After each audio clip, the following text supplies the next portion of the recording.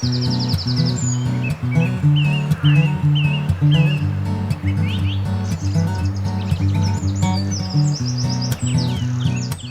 m'appelle Thibaut Allois, donc à Wavreil.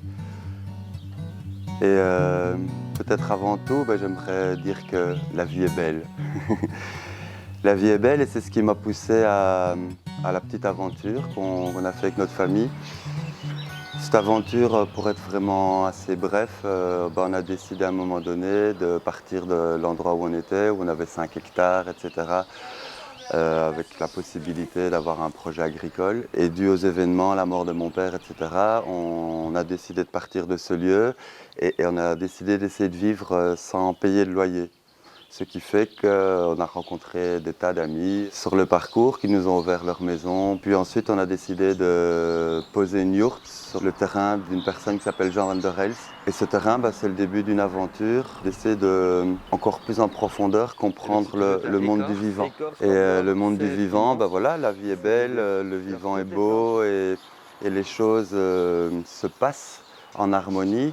Mais en même temps, petit à petit, avec l'humanité, les maladroitesses que l'on peut avoir dans notre vie d'homme, ça a amené à un espèce de réchauffement climatique ou dérèglement en tout cas, comme on le voit tous.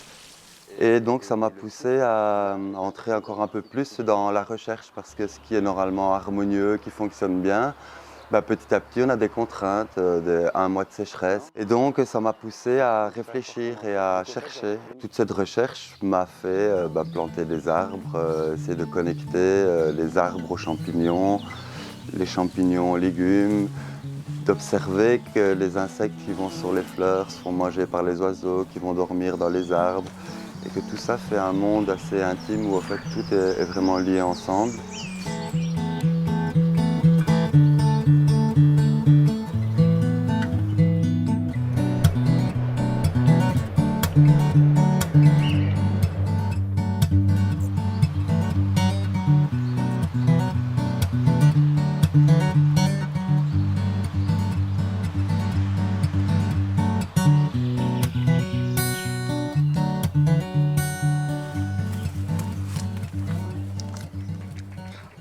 Découverte nous a amené à rencontrer des groupes de gens à qui je parle de mes sensibilités et également de techniques donc pour arriver à pouvoir conserver à nouveau quelque chose d'abondant malgré la sécheresse. Mais donc j'ai le sentiment qu'il y a une nécessité pour laquelle je suis né, donc je me suis un petit peu rendu compte de pourquoi ma mère et mon père m'ont créé. Pourquoi je ne suis pas encore mort et à quoi je peux servir. Et dans tout ça, voilà, maintenant je remets tous ces services d'une manière plus ou moins gratuite. Ils annoncent la drache donc d'office. Donc là on est au mois de juin. Et donc là carrément tu as le petit fruit qui est dessiné. Ah oui. Voilà notre périgée, il nous dit qu'on ne peut pas cultiver hier jusqu'à aujourd'hui 13h. C'est pour ça qu'on fait plutôt des couvertures. Et en fait, si tu regardais le mois d'avril et le mois de mai, il faisait chaud, il n'a pas vraiment gelé, il n'y a pas eu les vrais seins de glace. Parce que seins de glace, au fait, c'est l'air. Donc c'est un ciel très dégagé, un peu comme aujourd'hui. Oui. Mais on a une grosse zone de pluie possible qui est rappelée là. Donc c'est possible que le temps change et qu'il fasse chaud avec de la flotte. Évolution orageuse en soirée dans les régions qui sont sensibles et dans les régions sous dépression. Toutes les planètes, au fait, ça on va dire c'est les guerres. Oui. Donc quand les planètes vont changer, peut-être que les guerres vont s'arrêter aussi.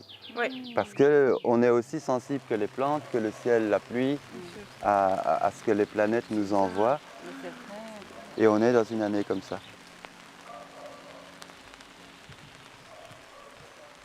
Et donc échanger sur des principes du vivant, sur des techniques dans le vivant, donc comment jouer avec le vivant, etc. Pour moi, c'est vraiment une très grande richesse. Et c'est tellement riche qu'au fait, ça peut déjà nous nourrir si on a un toit et des habits. Dans le mode dans lequel je suis, vraiment, s'il y a des gens pour partager ça et que je vois en plus de ça que par la suite, ils en ont tiré profit, donc c'est qu'ils ont pu poser des actes. Alors pour moi, c'est là est tout le salaire, en fait.